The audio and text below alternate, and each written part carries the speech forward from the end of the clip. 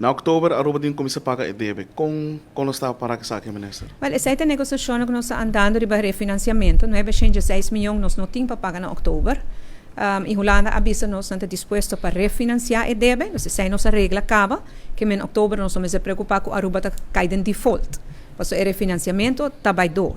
Então a Holanda avisa, me está refinanciado, doesn't matter what, pero se você não me Rijkswet, e ora me está baja o interesse que você tem que pagar, tem a mitad. Que men, com Rijkswet, o interesse está rond 3,5%, sem Rijkswet, o interesse está na 7%.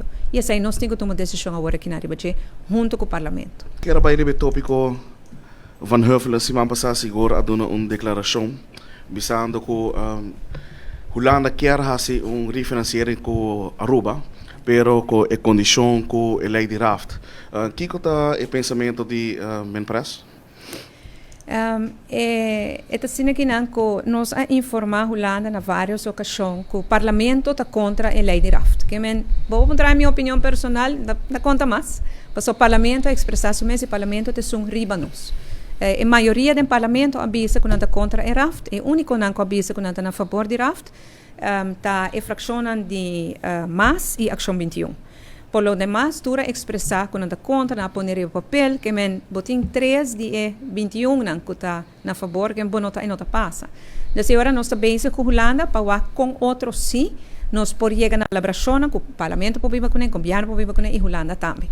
E último, em nossa correspondência, a Holanda já acaba de indicar que não certa é raft, pero com tal que está Rijkswet. Que agora que nós estamos evitando se tem cambio de posição aqui de Holanda, tem espaço que nós podemos acomodar a preocupação de nosso Parlamento. Tem o último viagem ainda, o Parlamento está contra Rijkswet e contra raft. O Parlamento precisa alocar para o governo não contestar, não perguntar, não conhecer a passar na MEI.